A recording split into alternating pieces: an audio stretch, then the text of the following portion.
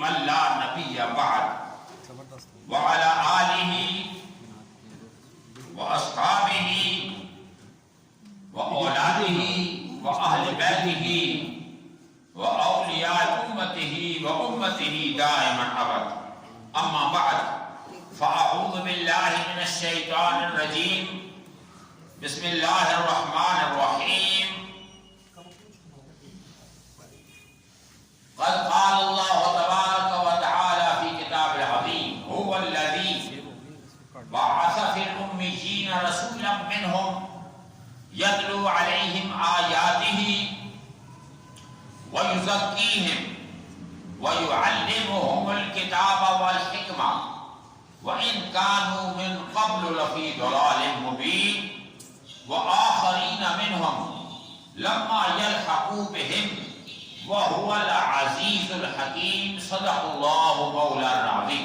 ببرکت ان اللہ وملائکتہ یصلون علی النبی یا ایھا الذین آمنوا صلوا علیہ وسلموا تسلیما. دوشی پڑھیے الصلاۃ والسلام علیک یا سیدی یا رسول اللہ.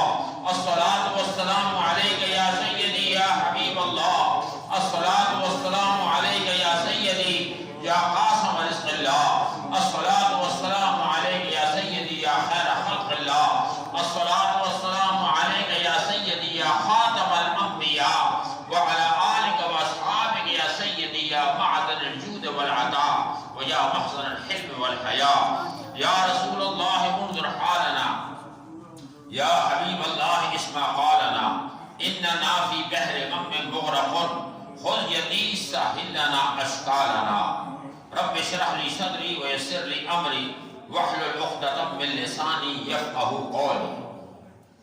جانور پیدا ہوئے تیری وفا کے واسطے، چاند سورج اور ستارے ہیں ضیاء کے واسطے، یہ کھیتیاں سرسبز ہیں تیری غذا کے واسطے. اے انسان یہ سارا جہاں تیرے لیے اور تو خدا کے واسطے. تو نام لے اللہ کا اور کام لے ان سے. جب تو پھرا اللہ سے یہ پھر گئے تجھ سے. اللہ رب العالمین جل جلالہ عمن والو اعظم شان و تم برہان کا بے حد شکر ہے اس رب کریم نے ہمیں اور آپ کو انسان بنایا. وَلَقَدْ كَرَّمْنَا بَنِي آدَمَ کا تاج پہنایا. وَنَفَخْتُ فِيهِ مِن رُوحِی کا مجدہ سنایا. پھر سب سے بڑا احسان یہ کہ اس نے مسلمان کے گھر میں پیدا فرما کر اسلام کے زیور سے آراستہ فرما کر اپنے آخری حبیب رحمت للعالمین صلی اللہ علیہ وسلم کو امتی بنایا. اور پھر اللہ کی کرم نوازی یہ کہ اللہ نے مذہب حقہ اہل سنت والجماعت میں ہمیں رکھا. کلمہ پڑھنے والے تو بے شمار ہیں لیکن اہل سنت والجماعت نبی سے محبت کرنے والے صحابہ اور اولیاء سے محبت کرنے والے جو ہیں وہ حق پر ہیں. آج آپ کی اس مسجد شریف میں مولانا ارشد القادری صاحب کی کرامت سمجھیں کہ انہوں نے مجھ سے ریکویسٹ کی. پچھلا جب ربیع الاول شریف میں نے یہاں بیان کیا، جلوس شریف میں شرکت کی، انتظامیہ کمیٹی کی محبتیں ہیں، مولانا صاحب کی محبت ہے کہ انہوں نے کہا جی کہ منہ مبارک سرکار کا ضرور آپ لائیں اور تاکہ ان لوگوں کو دیدار کرائیں. دیکھیں ہم اور آپ سب جانتے ہیں شریعت کا حکم ہے کہ جب خانہ کعبہ کو پہلی نظر دیکھو تو جو دعا مانگو اللہ قبول کرتا ہے. امام اعظم ابو حنیفہ نے فرمایا کیا دعا کرنی چاہیے؟ وہ فرماتے ہیں دعا کرو ربنا آتنا فی الدنیا حسنہ وفی الآخرۃ حسنۃ وقنا عذاب النار.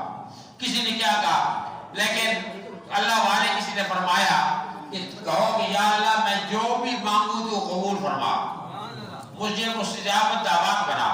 تو میرا یہ عقیدہ ہے اور پورے اہل سنت کا یہ عقیدہ ہے کہ پیارے آقا محمد صلی اللہ علیہ وسلم کعبے سے افضل ہیں. وہ کعبے کا کعبہ ہے، انہوں نے کعبہ ہمیں دکھایا. ان کی خواہش میں رب نے کعبہ تبدیل کیا بیت المقدس سے مسجد حرام کی طرف. قرآن میں آتا ہے قد نرى تقلب وجهك في السماء فلنولينك قبلة ترضاها. تو یہ کعبہ شریف نبی کی وجہ سے ہوا تو حضور کعبے سے افضل ہے. اس لیے اعلیٰ حضرت فرماتے ہیں کہ حاجیوں آؤ شہنشاہ کا روزہ دیکھو. کعبہ تو دیکھ چکے اب کعبے کا کعبہ دیکھو. نبی کریم صلی اللہ علیہ وسلم کے منہ مبارک کی جب پہلی نظر پڑے دل میں ایمان ایقان جو بھی حاجت آپ مانگیں گے انشاءاللہ مجھے یقین کامل ہے کہ یہ پوری ہوگی. الحمدللہ ساؤتھ افریقہ سے آئے ہوئے مجھے تقریباً 22-23 سال ہوئے ہیں. میں نے کوئی ملازمت مستقل میں نے نہیں کی, لیکن رب ایسا رزق دے رہا ہے کہ کسی بڑے بڑے بزنس مین کو بھی نہیں دے رہا, کاروباری لوگوں کو بھی نہیں دے رہا. وہ آج میں آپ سے اس کو ثابت کروں گا کہ امام اعظم ابو حنیفہ کی یہ جو کانفرنس ہے, آج کی یہ محفل حضور غوث پاک کی 11ویں کی نسبت سے منعقد ہے. انہوں نے فرمایا کہ حضور امام اعظم ابو حنیفہ کی شان, امام اعظم ابو حنیفہ رحمت اللہ علیہ کا مقام اور فقہ حنفی کی ضرورت پہ گفتگو کرنی. ٹائم بڑا کم ہے, تقریباً 25-30 منٹ باقی ہیں. اس میں انشاءاللہ مجھے امید ہے اگر آپ نے غور کیا, یہ زیارت جو ہے ابھی آپ بیٹھ کے یہاں سے دیکھتے رہیں, انشاءاللہ جمعے کے بعد صلاۃ السلام کے بعد آپ کو باقاعدہ زیارت کرائی جائے گی اور پھر آپ آ کر اس کو زیارت کریں گے, درود شریف پڑھیں گے. حضرات محترم, میں نے جو قرآن کی آیت شریفہ تلاوت کی ہے یہ سورۃ الجمعہ کی دوسری اور تیسری یہ 2 آیتیں. اللہ تعالیٰ ارشاد فرماتا ہے هو الذی بعث فی الامیین رسولا منہم, یہ وہی اللہ ہے جس نے امی ان پڑھوں میں اپنے ایک ایسا رسول بھیجا, یتلو علیہم آیات کا, جو قرآن کی آیتیں ان پہ تلاوت فرماتا ہے.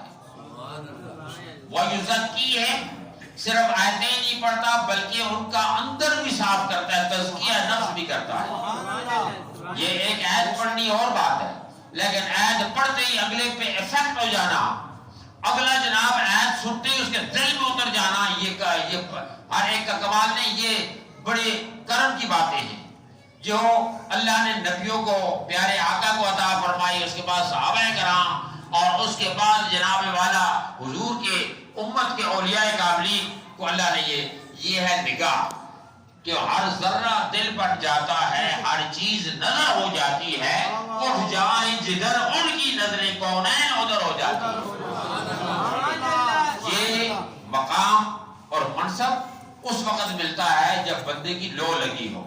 تو اللہ نے فرمایا کہ میں نے امیوں میں ایک ایسا رسول بھیجا کہ جو تم پہ قرآن کی آیتیں بھی تلاوت کرے گا, وَيُزَكِّيهِمْ اور تزکیہ نفس بھی کرے گا, وَيُعَلِّمُهُمُ الْكِتَابَ وَالْحِکْمَةَ, کتاب و حکمت بھی سکھائے گا. وَإِنْ كَانُوا مِنْ قَبْلُ لَفِي ضَلَالٍ مُبِينٍ, اس سے پہلے اگر وہ نہ آتا تو اس سے پہلے کئی گمراہ ہو گئے. یعنی وہ بدترین زمانہ تھا, ایسا دور تھا کہ جہالت کا زمانہ تھا, اس میں ایسے رسول آئے.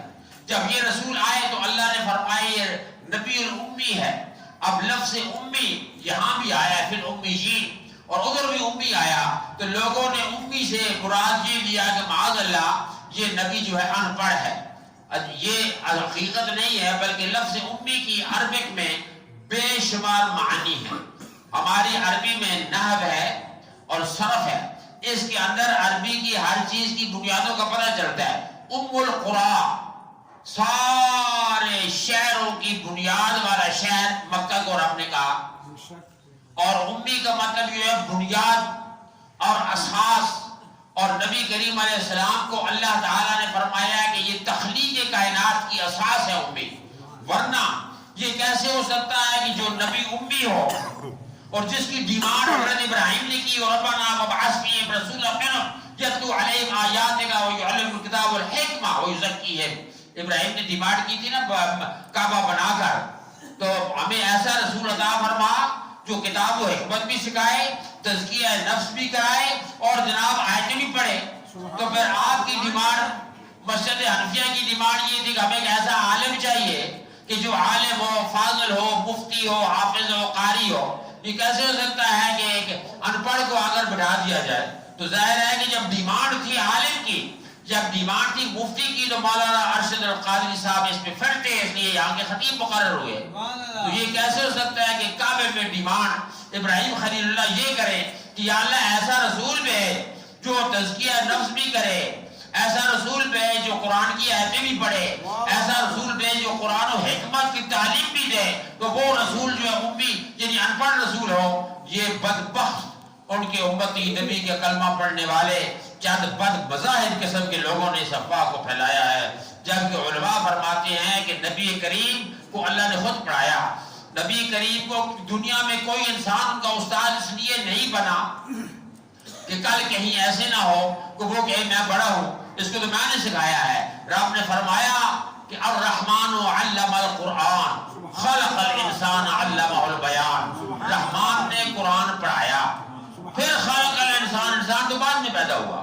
یہ تو پہلے کی باتیں ہیں کہ رب نے محبوب کو قرآن پڑھا دیا اور پھر انسان کو پیدا فرمایا.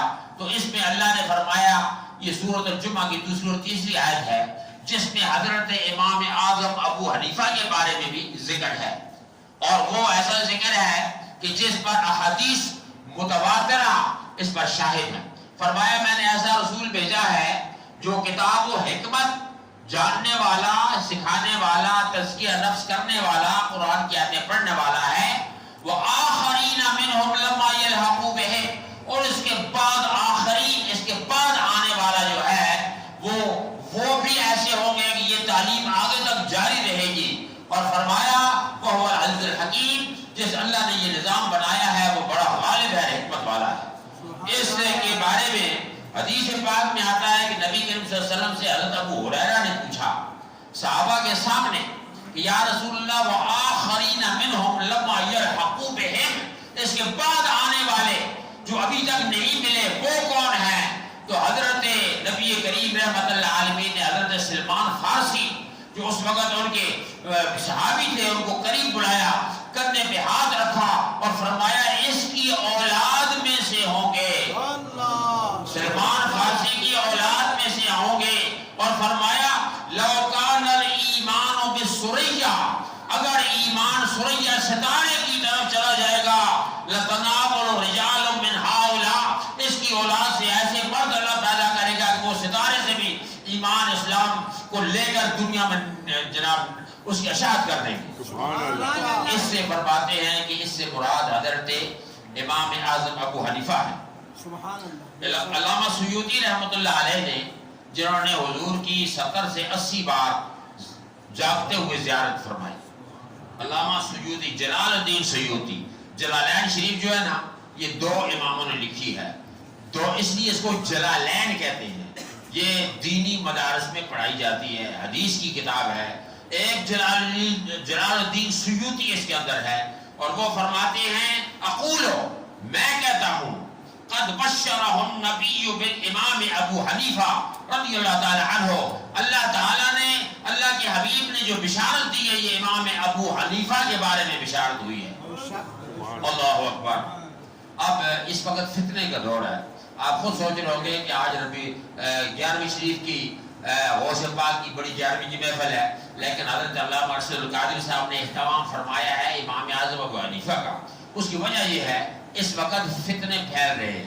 آپ نے دیکھا ہوگا مختلف لوگ، ان پڑھ اور جاہل لوگ، میڈیا عام ہے، میڈیا میں باتیں کرتے چلے جا رہے ہیں جی کہ امام اعظم ابو حنیفہ کسی مذہب کو کیا ماننا، کسی دین کو کیا، کسی اپنے قرآن و حدیث موجود ہے آپ اس میں سے نکال لیں گے. وہ یہ نہیں جانتے کہ اللہ رب العالمین نے یہ دنیا بنائی ہے.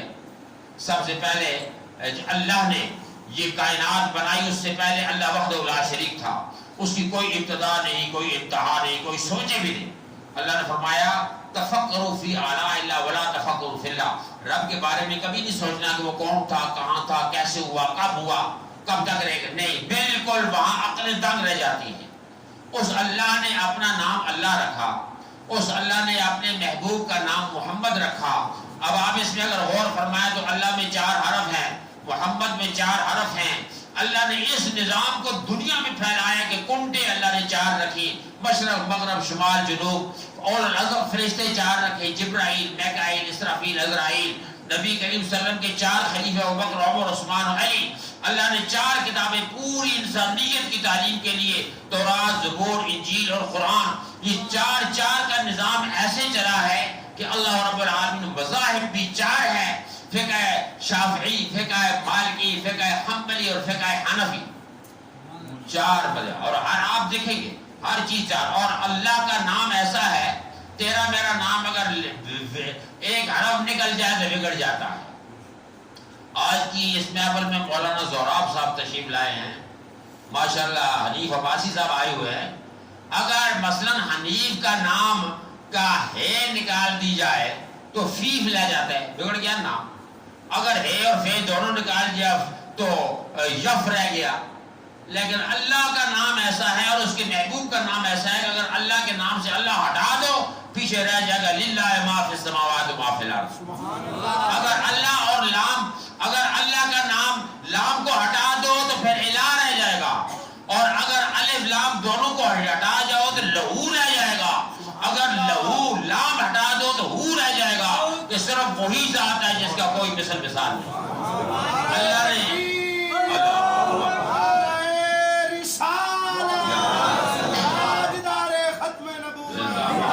اور پیارے حبیب کا نام محمد رکھا. الذی یحمد حمدا بعد حمد. محمد وہ ذات ہے کہ جس میں کوئی نقص نہ ہو, کوئی عیب نہ ہو. وہ ذات جس کی تعریف ہر زبان میں, ہر زمانے میں, ہر جگہ اس کی تعریف کی جائے, جو صرف تعریف کے قابل ہو. اب محمد کے نام کی میم پہلی ہٹا دو تو پیچھے حمد رہ گیا, سراپا تعریف.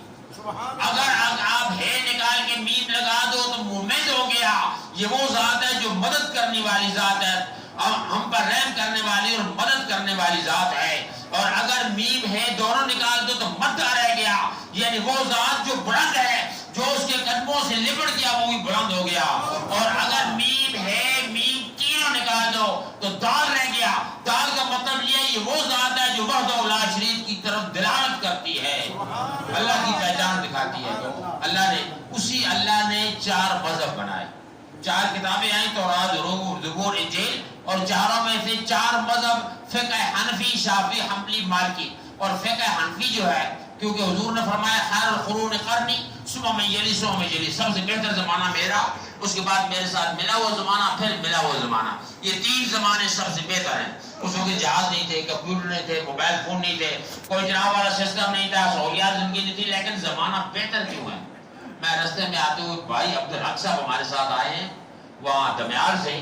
انہیں میں کہہ رہا تھا کہ دیکھو لوگوں کی حالت دیکھو, ڈرائیونگ کرنے والی کی ڈرائیونگ دیکھو, تربیت نہیں ہے, یہاں کوئی اصلاح نہیں ہے, ہر بندہ آگے گھس رہا ہے, ہر بندہ اپنے چکر میں ہے, دوسرا مرے. اور اگر کوئی بندہ راستے میں ایکسیڈنٹ ہو جائے, وہ کھڑا نہیں ہوتا اس کے قریب. باہر ملکوں میں جہاں میں رہ گیا ہوں, 30 سال میں نے باہر گزارے, تربیت ہوتی ہے وہاں. ہم کہتے ہیں وہ کافر ہیں, جہنم جائیں گے, جہنم جائیں گے. میں یہ سمجھتا ہوں کہ مسلمان ہو کر اگر بندہ طریقہ مصطفیٰ پہ نہ چلے کہ سب سے بڑی جہنم کا مستحق یہ ہوگا کہ انہیں طریقہ نہیں, اصلاح نہیں. وہاں اگر رستے میں چلتے چلتے ایک بلی کا بچہ مرا ہوا روڈ پر وہ دیکھیں تو وہ گاڑی روک کر اس بچے کو گاڑی میں بٹھا کر, بلی کے بچے کو یا کتے کے بچے کو بٹھا کر اسپتال لے جاتے ہیں اور اپنے گھنٹے وہاں ضائع کرتے ہیں, اس کے علاج کراتے ہیں, اس کی سرجری کراتے ہیں, ہزاروں وہاں پر پاؤنڈ اور ڈالر خرچ کرتے ہیں وہ لوگ. آخر کیا وجہ ہے؟ یہ تو کام ہمیں کرنا تھا. پیارے آقا صلی اللہ علیہ وسلم کا جب جہاد کے وقت خادم حسین رضوی صاحب اپنی تقریروں میں یہ بیان کرتے تھے کہ جب جہاد کے وقت فتح مکہ کے دن جا رہے تھے, راستے میں کتی تھی, کتی سوئی ہوئی تھی, کتی کے نکے نکے بچے تھے. پیارے آقا رک گئے, ایک صحابی کو کہا یہاں کھڑے ہو جاؤ کہ جتنا لشکر 10,000 کا 15,000 کا لشکر آ رہا ہے کہ اس کتی کے بچوں کو تکلیف نہ ہو, جہاں کھڑے ہو جاؤ, حفاظت کرو اس کی. اسلام تو یہ سکھاتا ہے. لیکن ہم نے کیا کیا, ہم نے حضور کے طریقوں کو چھوڑ دیا, کیونکہ تربیت جو نہیں, نہ مسجد میں تربیت ہے, نہ اسکول میں ہمارا ایسا نصاب ہے جس میں ہمیں اخلاق سکھائے جائیں, نہ ہمیں گھر سے اخلاق ملتے ہیں. اب تو اتنا فتنہ ہو گیا کہ یہ موبائل فون جب سے آیا ہے اس نے تو بالکل ستیہ ناش کر کے رکھ دیا ہے, ہمارے اخلاق کو تباہ و برباد کر دیا ہے. میرے دوستو, یہ جو فقہ آئی ہے فقہ حنفی, یہ ہمارے اخلاق کو سدھارنے کے لیے آئی ہے. حضور نے فرمایا سب سے بہتر میرا زمانہ, اس کے بعد ملا ہوا, یہ 3 زمانے سب سے بہتر ہیں.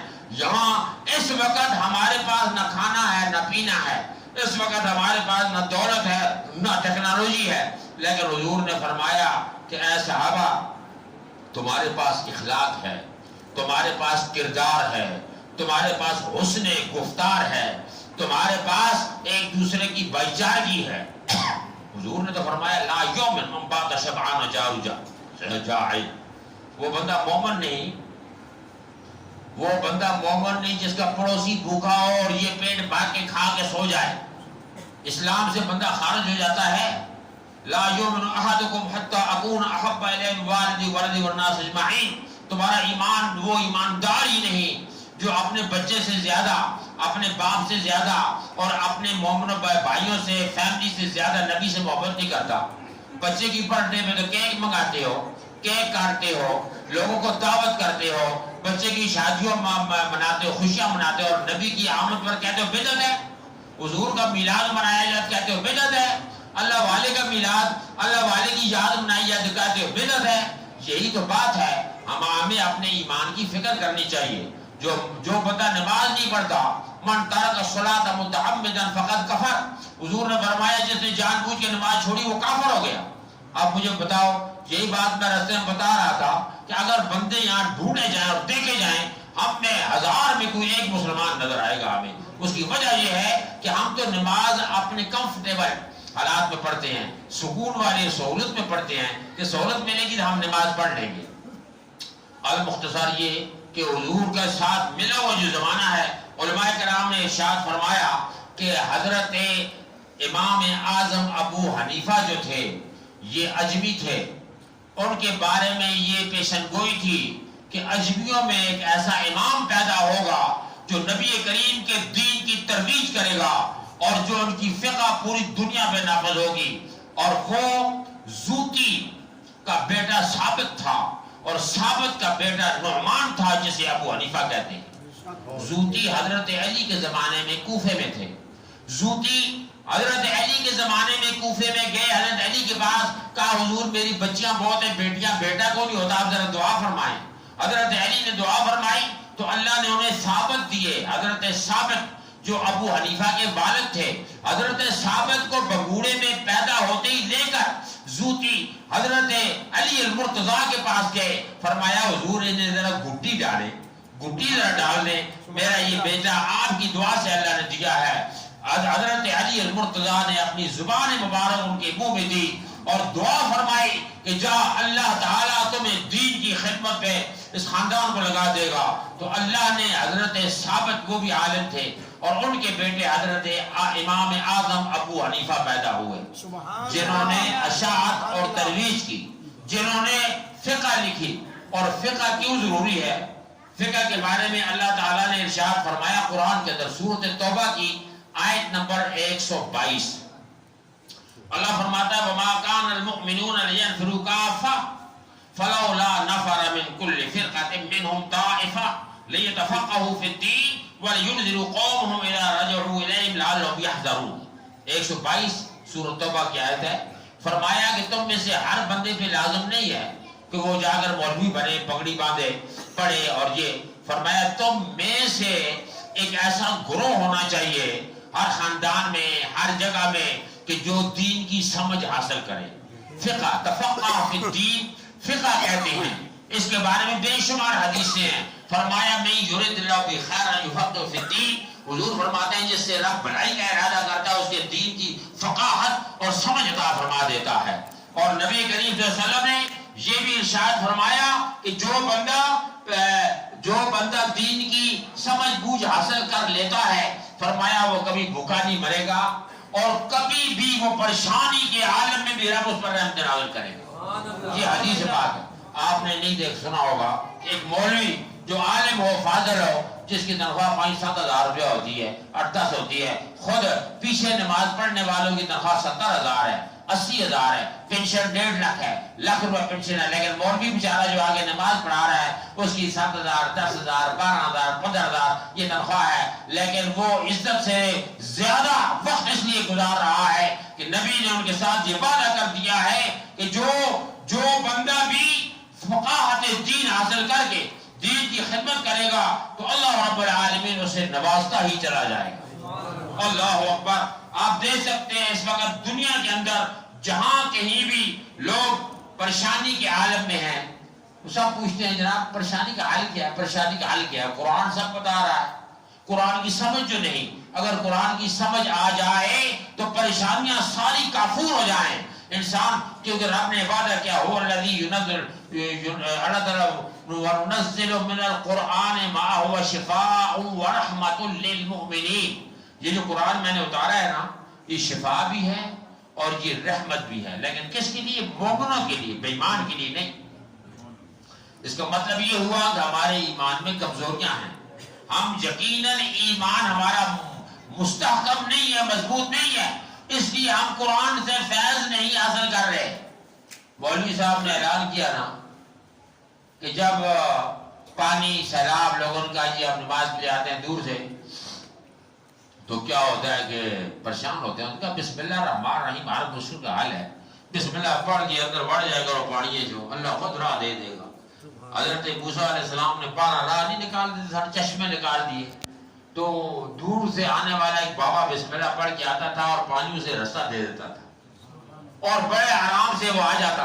ایک دن اس نے کہا حضرت صاحب کی دعوت کرنی چاہیے، اس نے میرے مشکل حل کر دی ہے، کشتی کا پیسہ جو خرچ کرتا تھا وہ کشتی کا پیسہ بچ گیا میرا، یہ خرچے سے بچا لیا۔ اور کہا حضرت صاحب کل آپ کھانا میرے پاس کھائیں گے؟ جی ضرور آئیں گے۔ آپ جب دوبارہ کل اس کو لے کر گیا تو مولانا صاحب آپ پہنچے، آگے دیکھا دریا سے جاری ہے اور آگے جناب کہنے لگے کس طرح پار جائیں گے، کشتی وشتی نہیں ہے؟ اس نے کہا جی آپ نے تقریر کر کے فرمایا تھا کہ بسم اللہ پڑھو تو مشکل حل رستے کھل جاتے ہیں، میں تو وہی بسم اللہ پڑھ کے نماز کے لیے آتا ہوں، نماز کے لیے جاتا ہوں، تو بسم اللہ پڑھیے نا آگے ہوئیے۔ وہ کہنے لگا بابا وہ آپ لوگ کے لیے تھا، میرے لیے نہیں تھا۔ تو بات یہ ہے کہ امام کو زیادہ متقی ہونا ہوگا، جس طرح امام اعظم ابو حنیفہ وہ زمانے میں معزز تھے مسلمان ہو کر، آج ہم خوار ہوئے تارک قرآن ہو کر، کیونکہ ہمارے اندر وہ تقوی اور جو ولایت اور وہ چیزیں نہیں ہیں۔ اس لیے حضور تو آئے ہیں وَيُعَلِّمُ الْكِتَابَ وَالْحِكْمَةَ وَيُزَكِّيهِمْ، فرمایا میرے دو کام ہیں، ایک تعلیم حکمت اور کتاب پڑھانے کے لیے بھی آیا ہوں اور اندر کی دنیا کو جگانے کے لیے بھی آیا ہوں۔ جب اندر کی دنیا میں اندھیرا ہو، سیدنا پیر میر علی شاہ صاحب تو یہاں کے رہنے والے ہیں نا، یہاں ہی پیدا ہوئے، گاؤں میں پیدا ہوئے، لیکن کیا بات ہے کہ آج دنیا کے میں ان کے نام کے ڈنکے بج رہے ہیں۔ وجہ یہ ہے کہ انہوں نے اپنے اندر کی دنیا میں قرآن کو اتارا ہے اور انہوں نے اپنے من کو زندہ کیا ہے۔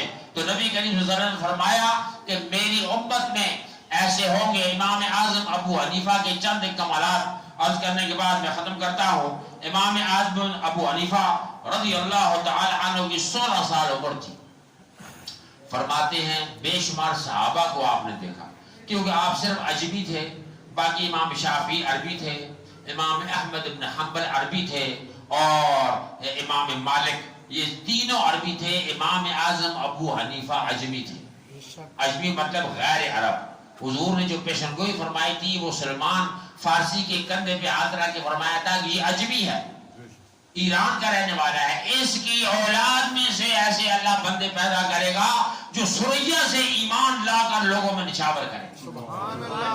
اس کا مطلب یہ ہوا کہ یہ حضور نے سب سے پہلے اعلان کر دیا تھا اور فرمایا کہ میں جب وہاں 16 سال کی عمر میں اپنے والد حضرت ثابت کے ساتھ حرم میں گیا، عمرے کے لیے گیا، تو وہاں حرم میں ایک کعبے کی ٹیک لگا کر ایک شخص بیٹھا ہوا تھا اور لوگ بڑی رش تھی، وہاں بڑی رش ہے، وہ گول دائرہ بنا ہوا ہے۔ میں نے پوچھا یہ کون ہے؟ کہنے لگے یہ نبی کریم صلی اللہ علیہ وسلم کا ایک صحابی، کیونکہ حضرت نعمان بن ثابت ابو امام اعظم سن 80 ہجری میں پیدا ہوئے، بعض یہ جمہور کا قول ہے، بعض کہتے ہیں 60 میں پیدا ہوئے، 60 ہجری، کیونکہ حضور علیہ السلام 111 یعنی 10 ہجری میں آپ بیمار ہوئے اور 11 ہجری کے اوائل میں آپ کا انتقال ہو گیا، اور اس کے بعد صحابی جو رہے وہ 110 ہجری تک رہے۔ سب سے آخری جو صحابی تھا جو 110 ہجری تک رہا اور جس کی وجہ سے جناب آخری صحابی تھے، وہ 110 ہجری کے بعد پھر تابعین کا زمانہ شروع ہو جاتا ہے۔ وہ فرماتے ہیں جب میں وہاں گیا پوچھا، کہنے لگے یہ صحابی رسول بیٹھے ہوئے ہیں، میں نے کہا مجھے ان کے پاس لے جاؤ۔ جب ان کے پاس لے کر کے، ان کا نام تھا حضرت عبداللہ بن حارث رضی اللہ تعالی عنہ، وہ حرم مکہ میں بیٹھے ہوئے حدیث بیان کرتے ہیں۔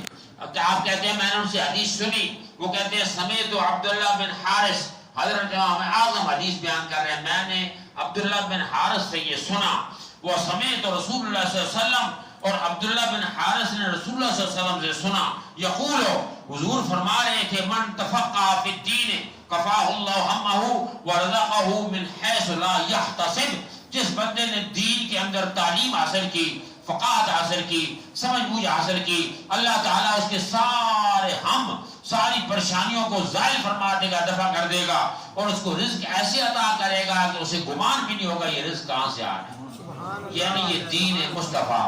اور حضرت امام اعظم ابو حنیفہ نے اس دین کو ایسا اکٹھا کیا۔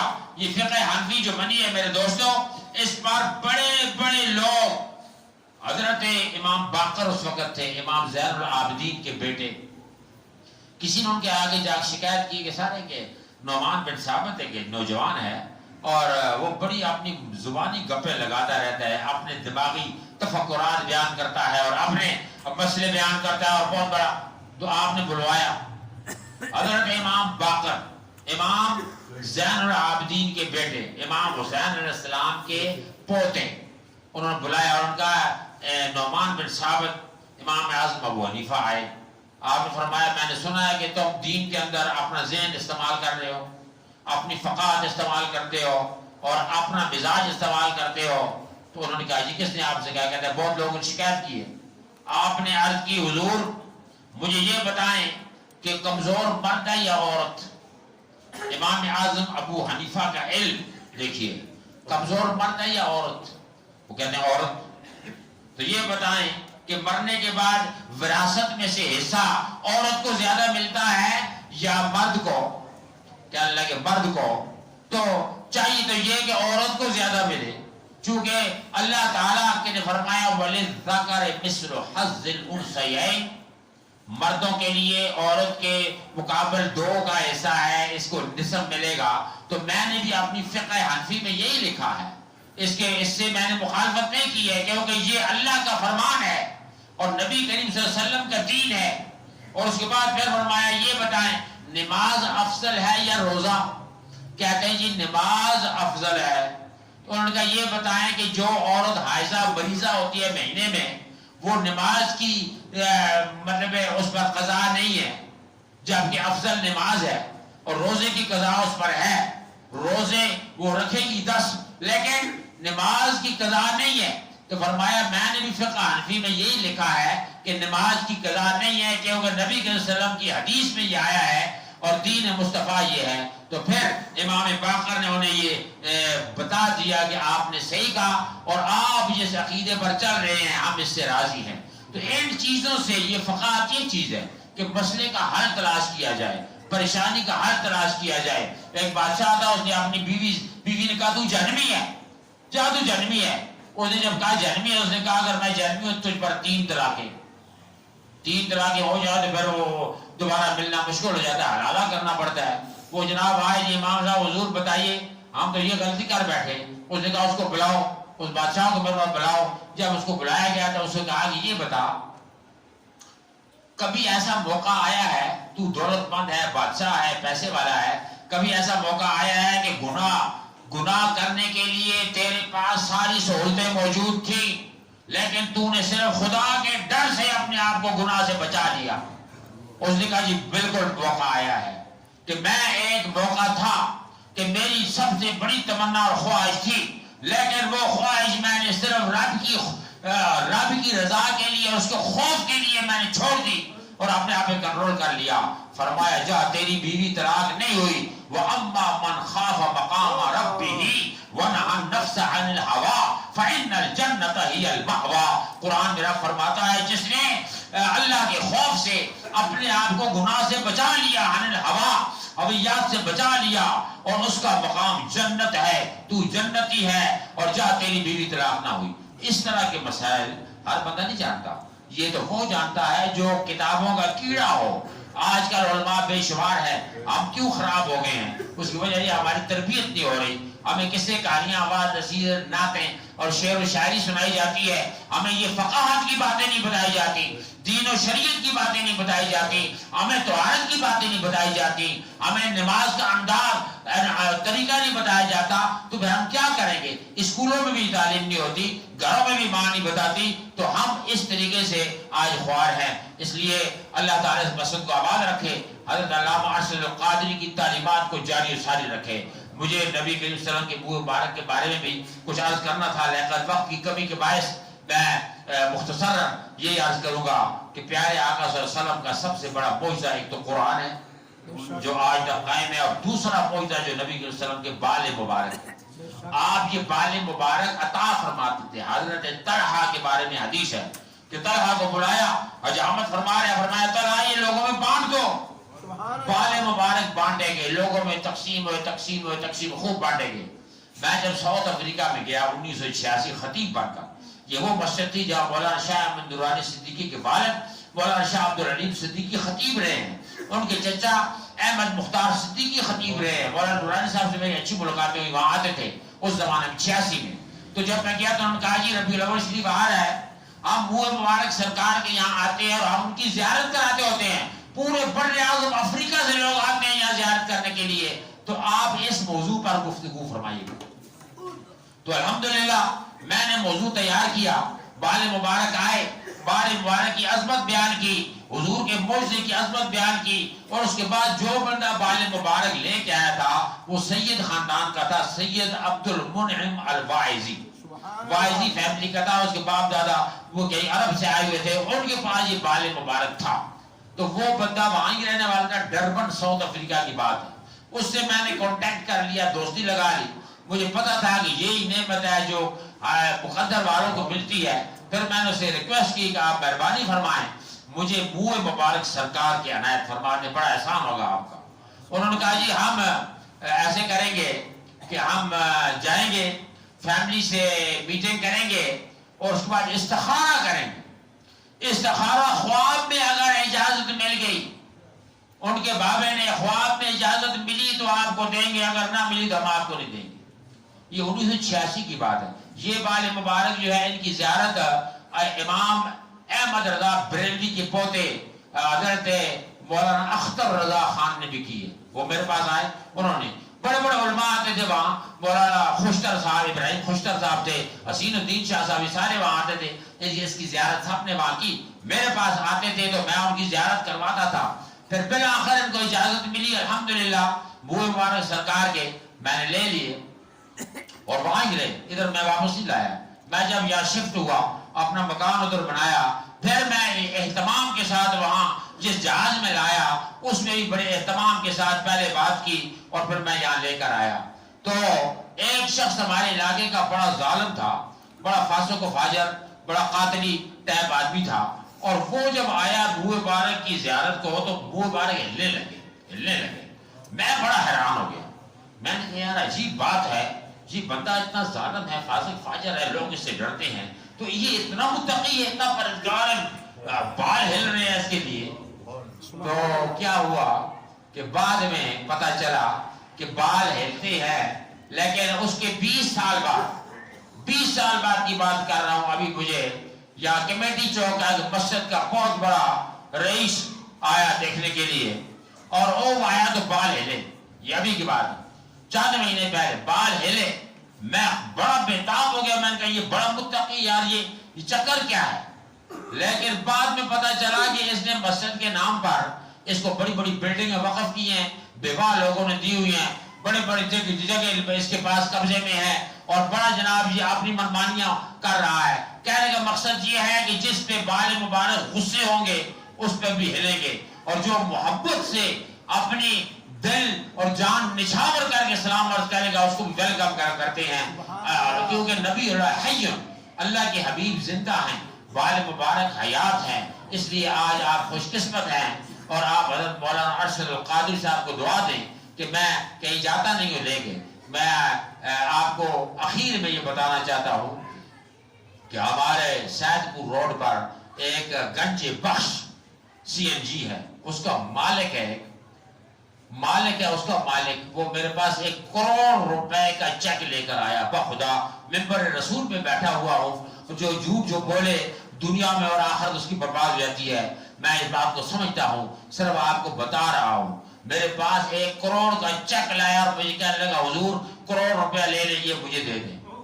میں نے اس سے کہا دیکھو یہ چیز کے دنیا میں نہیں ملتی، یہ کئی پیسوں سے نہیں ملتی، یہ تو ہمارے ساتھ قبر میں جائے گی، یہ تو میں نے لیا میں ساؤتھ افریقہ سے پیسہ لے کر آیا، مولوی لے کر آتے ہیں بڑے.